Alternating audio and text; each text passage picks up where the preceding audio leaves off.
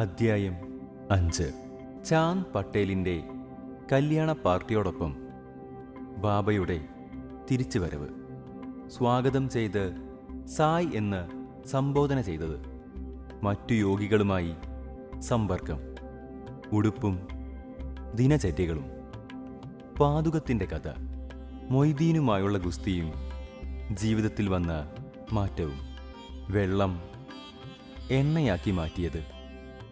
വ്യാജഗുരു ജവഹർ ആലി. ചാന്ദ് പട്ടേലിൻ്റെ കല്യാണ പാർട്ടിയോടൊപ്പമുള്ള തിരിച്ചുവരവ് മുൻ അധ്യായത്തിൽ സൂചിപ്പിച്ച പോലെ ബാബ ഷിർദിയിലേക്ക് എങ്ങനെ തിരിച്ചു വന്നുവെന്ന് പ്രതിപാദിക്കാം. നൈസാം സ്റ്റേറ്റ്സിലെ ഔറംഗാബാദ് ജില്ലയിൽപ്പെട്ട ധൂപ് എന്ന ഗ്രാമത്തിൽ ധനികനായി ചാന്ദ് പട്ടേൽ എന്ന പേരിൽ ഒരു മുസ്ലിം പ്രമാണി ഉണ്ടായിരുന്നു. അയാൾ ഔറംഗാബാദിലേക്ക് പോകും വഴി ഒരു കുതിരയെ നഷ്ടപ്പെട്ടു പോയി. 2 മാസങ്ങളോളം നിരന്തരമായി തിരഞ്ഞിട്ടും നഷ്ടപ്പെട്ട കുതിരയുടെ ഒരു വിവരവും കിട്ടിയില്ല. അവസാനം നിരാശനായി ജീനിയും ചുമലിലിട്ട് മടങ്ങി വരികയായിരുന്നു. വരും വഴിക്ക് 13 നാഴികയിലധികം യാത്ര ചെയ്തു കഴിഞ്ഞപ്പോൾ ഒരു മാവിൻ ചുവട്ടിൽ രത്നതുല്യനായ ഒരു ഫക്കീർ ഇരിക്കുന്നത് കണ്ടു. തലയിൽ ഒരു തൊപ്പിയും ദേഹത്തിൽ കഫ്നി എന്ന നീളൻ കുപ്പായവും കയ്യിൽ ഒരു ചെറിയ വടിയും സത്ക ഉണ്ടായിരുന്നു. ഫക്കീർ ചില്ലിമെന്ന് പറയുന്ന മൺപൈപ്പിൽ പുകയിലയിട്ട് പുക വലിക്കുവാൻ ഒരുക്കുകയായിരുന്നു. ചാന്ദ് പട്ടേൽ പോകുന്നത് കണ്ടപ്പോൾ ഫക്കീർ അങ്ങോട്ട് വിളിച്ച് ഒരു പുക വലിച്ച് വിശ്രമിച്ച് പോയിക്കൊള്ളാൻ ക്ഷണിച്ചു. ജീനിയെപ്പറ്റി അയാളോട് ഫക്കീർ അന്വേഷിച്ചു. ചാന്ദ് പട്ടേൽ അത് തൻ്റെ നഷ്ടപ്പെട്ട കുതിരയുടേതാണെന്ന് പറഞ്ഞു. ഉടനെ ഫക്കീർ അടുത്തുള്ള തോട്ടത്തിൽ നോക്കാൻ പറഞ്ഞു.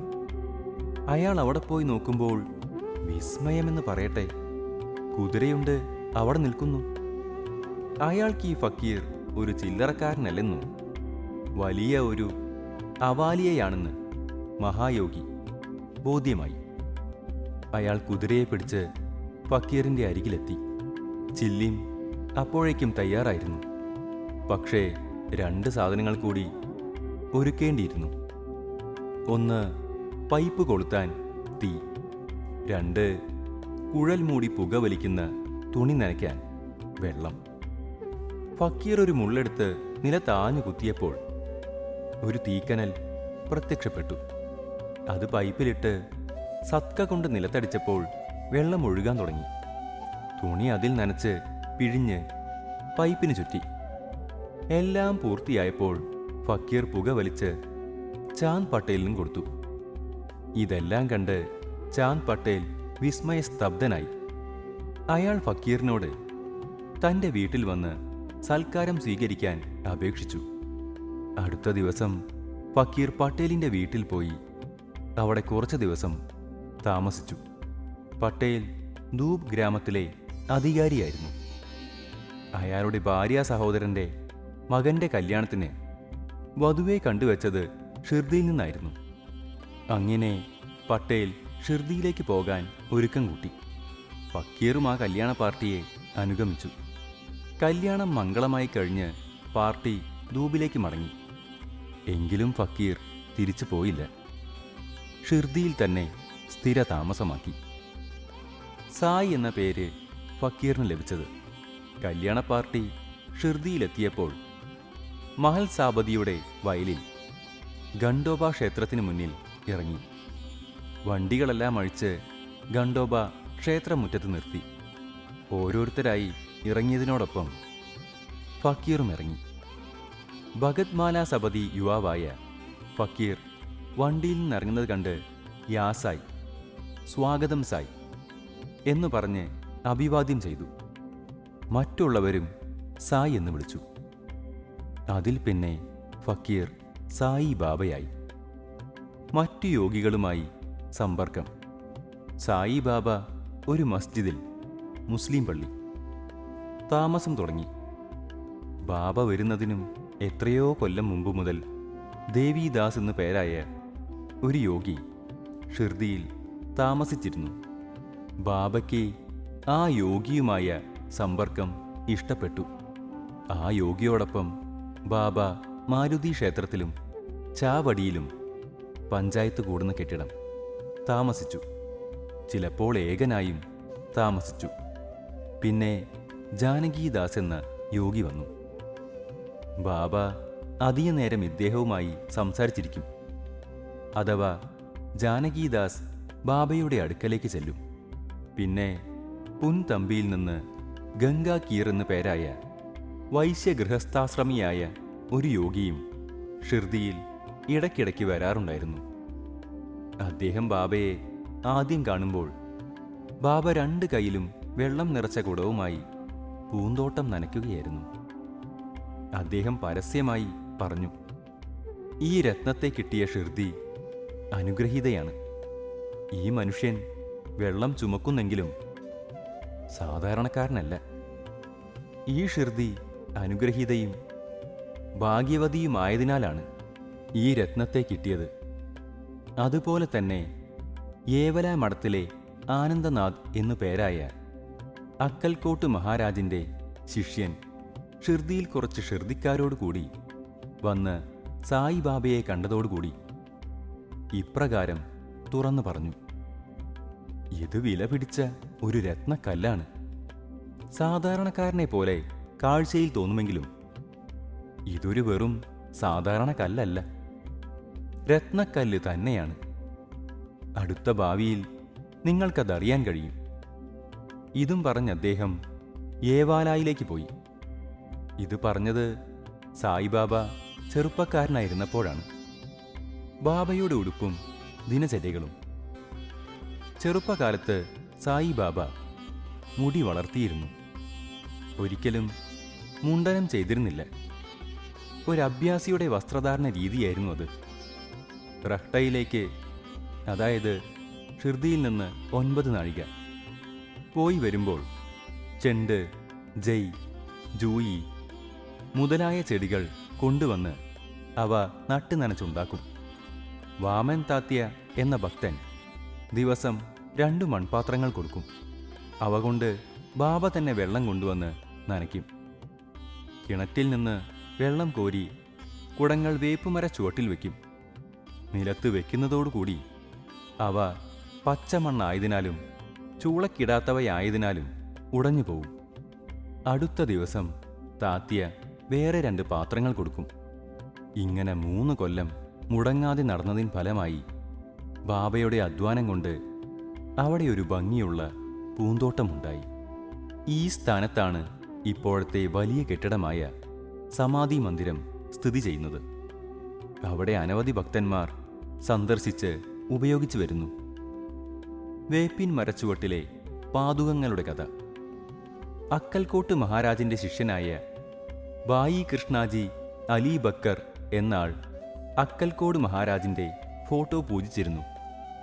ഒരിക്കൽ അയാൾ അക്കൽക്കോട്ട്, ഷോലാപൂർ ജില്ല, പോയി മഹാരാജിൻ്റെ പാതുകങ്ങളെ വണങ്ങി പൂജിക്കണമെന്ന് ആഗ്രഹിച്ചു. പക്ഷെ പോവാൻ സാധിക്കുന്നതിന് മുൻപ് അയാൾക്കൊരു സ്വപ്ന ദർശനമുണ്ടായി. അക്കൽക്കോട്ട് മഹാരാജ് സ്വപ്നത്തിൽ വന്ന് ഇങ്ങനെ പറഞ്ഞു, "ഇപ്പോൾ ഷിർദിയാണ് എൻ്റെ വിശ്രമസ്ഥാനം. അവിടെ പോയി പൂജിക്കുക." അങ്ങനെ ബായി അയാളുടെ പരിപാടി മാറ്റി ഷിർദിയിൽ വന്ന് ബാബയെ പൂജിച്ച് 6 മാസം ഷിർദിയിൽ താമസിച്ച് സന്തുഷ്ടനായി. ഇതിൻ്റെ സ്മാരകമായി അദ്ദേഹം പാതുകങ്ങൾ നിർമ്മിച്ച് ശകാബ്ദം 1834, അതായത് 1912 AD ശ്രാവണ മാസത്തിൽ വേപ്പുമരച്ചോട്ടിൽ സ്ഥാപിച്ചു. അതിനുവേണ്ട ചടങ്ങുകളും പൂജാവിധികളും നടത്തിയത് ദാദാ കേൽക്കറും ഉപാസിനിയുമായിരുന്നു. ഒരു ദീക്ഷിത് ബ്രാഹ്മണനെ പൂജയ്ക്കായും സഗൂൺ എന്ന ഭക്തനെ അതിൻ്റെ കാര്യാന്വേഷകനായും നിയമിച്ചു. ഈ കഥയുടെ പൂർണ്ണ വിവരങ്ങൾ മാമലത്ദാരായി റിട്ടയർ ചെയ്ത BV ദേവ് സഗുൺമേരു നായിക്കിനോടും ഗോവിന്ദ് കാംലാക്കർ ദീക്ഷിതിനോടും അന്വേഷിച്ച് പാതുകങ്ങളെ പറ്റിയ പൂർണ്ണ വിവരം താഴെ പറയും പ്രകാരം സായി ലീല മാസിക 2ാം വാള്യം 1ാം നമ്പർ 25-ാം പേജിൽ പ്രസിദ്ധപ്പെടുത്തി.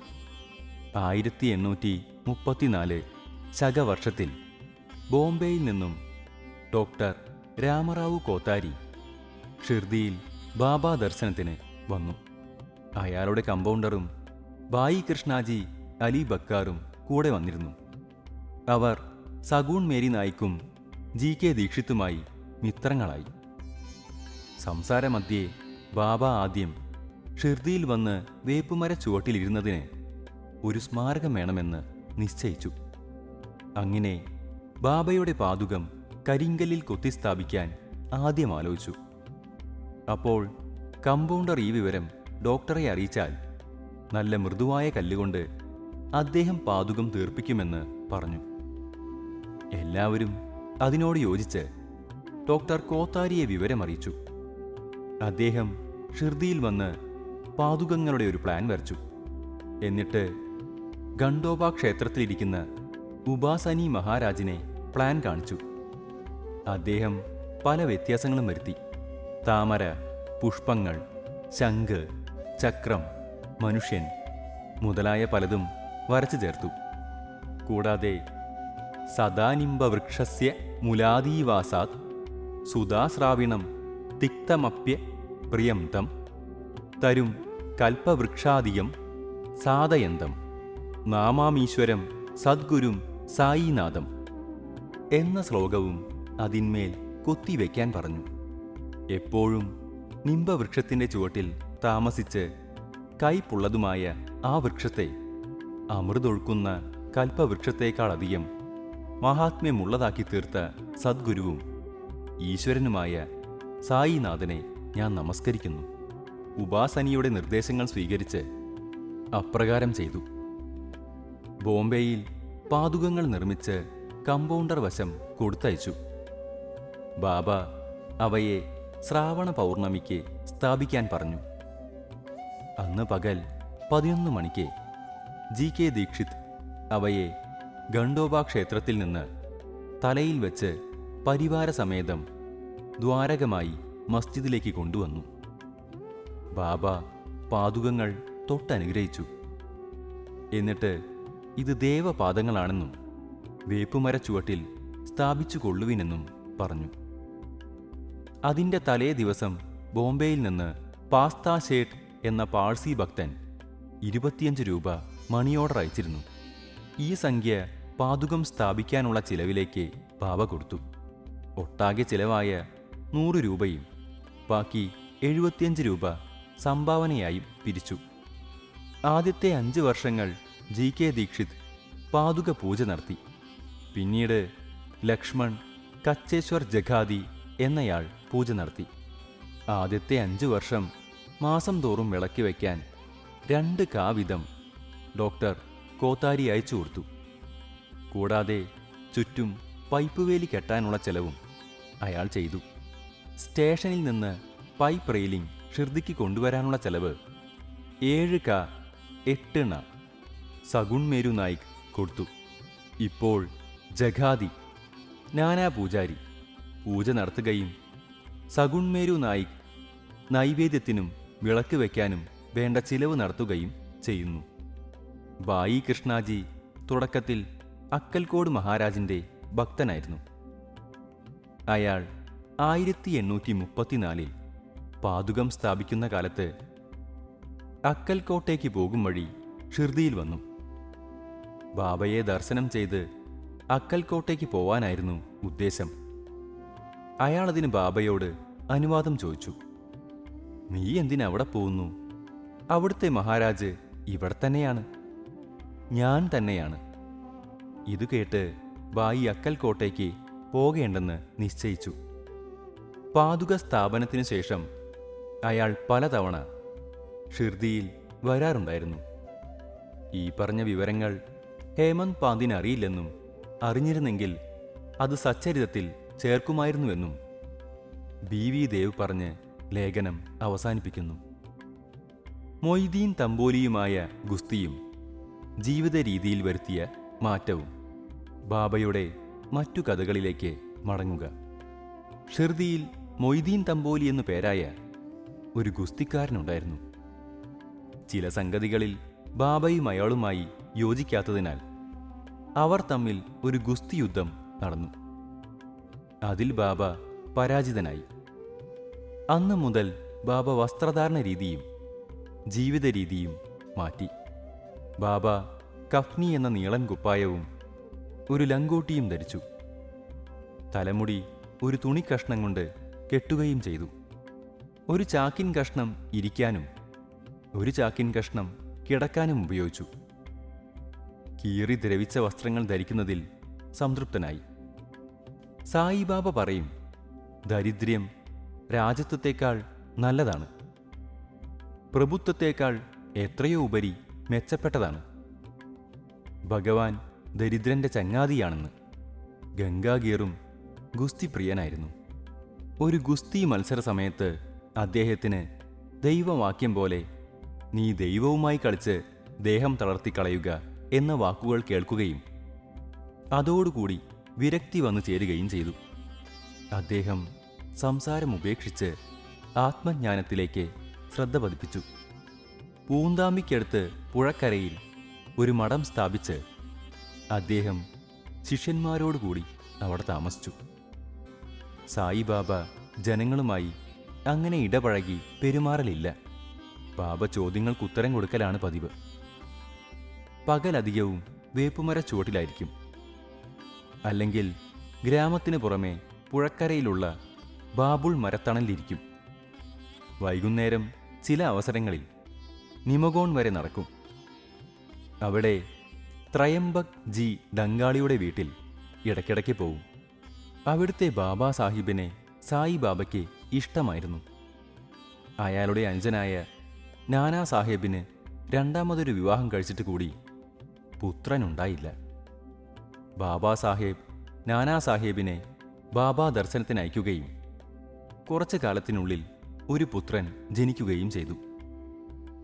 അന്നു മുതൽ സായിബാബയുടെ പ്രശസ്തി വർദ്ധിച്ച് അഹമ്മദ് നഗറിൽ നിന്നും മറ്റനവധി ജനങ്ങൾ ദർശനത്തിനായി വരാൻ തുടങ്ങി. അന്നു മുതൽ നാനാ സാഹേബ് ചന്ദോർക്കർ, കേശവ് ചിദംബർ മുതലായ അനവധി പേർ ഷിർദിയിൽ വരാൻ തുടങ്ങി. പകൽ മുഴുവൻ ഭക്തന്മാരാൽ ചുറ്റപ്പെട്ട ബാബ പഴകി ഇടിഞ്ഞു പൊളിഞ്ഞ പള്ളിയിൽ രാത്രി ഒറ്റയ്ക്കുറങ്ങി. ബാബയുടെ സാമഗ്രികൾ ഇക്കാലത്ത് പുകവലിക്കാനുള്ള കുഴൽ, ചിലിം, പുകയില, ടിൻ പാത്രം, നീണ്ട കഫ്നി കുപ്പായം, തല മൂടിക്കെട്ടിയ ഒരു തുണിക്കഷ്ണം, ഒരു ചെറുവടി, സത്ക. എപ്പോഴും കയ്യിൽ വെക്കുന്നത് ഇത്രയുമായിരുന്നു. തലയ്ക്ക് കെട്ടിയ വെള്ളത്തുണി ജട പോലെ പിരിച്ച് ഇടത് ചെവിയുടെ ഭാഗത്തുകൂടി പിന്നോട്ട് തൂങ്ങിക്കിടക്കും. ബാബ ഷൂസോ മെതിയടിയോ ധരിച്ചിരുന്നില്ല. ദിവസത്തിലധികവും ഒരു ചാക്കിന്മേലാണ് ഇരുന്നിരുന്നത്. ഒരു കൗപീനവും ധരിച്ചിരുന്നു. തണുപ്പില്ലാതിരിക്കാൻ എപ്പോഴും തീ എരിയിച്ചിരുന്നു. ഈ തീയിനാണ് ധുനി എന്ന് പറയുന്നത്. എപ്പോഴും തെക്കോട്ട് മുഖമായി മരത്തിൻ്റെ ആൾമറയിൽ ഇടതു കൈവച്ചിരിക്കും. ആ ധുനിയിൽ ബാബ ബലിയായി. അഹംഭാവം, ആശ, ചിന്ത ഇവയർപ്പിച്ചുകൊണ്ട് സദാ അള്ളാ മാലിക്, ദൈവമാണ് ഒരേ ഉടമ എന്ന് ജപിച്ചിരിക്കും. ബാബ ഇരിക്കുന്ന പള്ളിക്ക് 2 മുറികളുടെ വലിപ്പമേ ഉള്ളൂ. അവിടെ എല്ലാ ഭക്തന്മാരും ബാബയെ വന്ന് കാണും. 1912 ശേഷം ഒരു വ്യത്യാസം വന്നു.